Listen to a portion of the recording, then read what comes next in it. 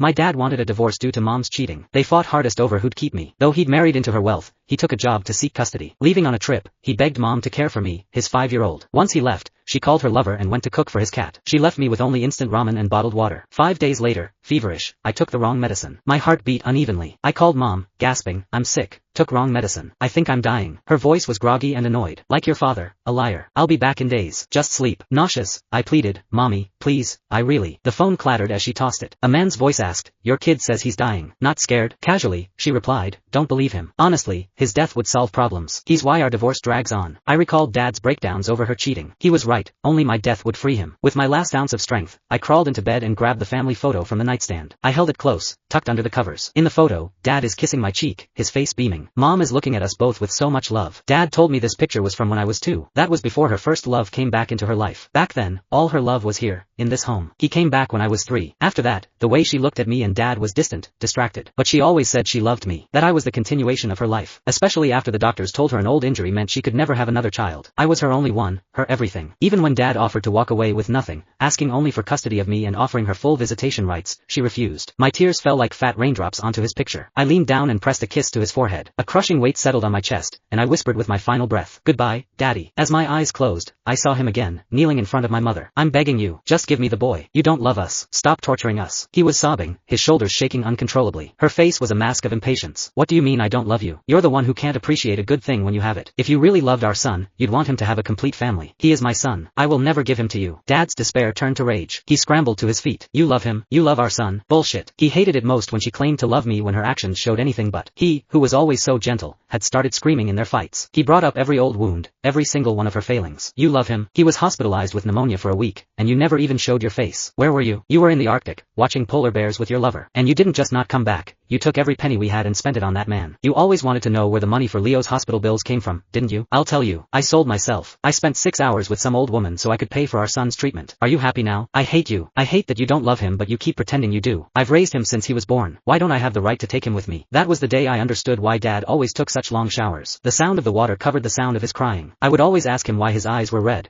and he would always smile and say I was imagining things. I had begged her, too, hoping to stop his pain. Mommy, please say sorry to Daddy. Please don't make him cry anymore. Her expression soured. She scooped me up, wiping my tears with a rough hand. Stop being so dramatic. You're scaring him. She snapped at my dad. I'll say this one last time. Give me custody, and I'll sign the divorce papers right now. Otherwise, we stay like this. Stop making our lives a living hell over every little thing. Dad wouldn't let it go. He grabbed her arm, desperate. Jessica, you say you love our son. What have you ever done for him?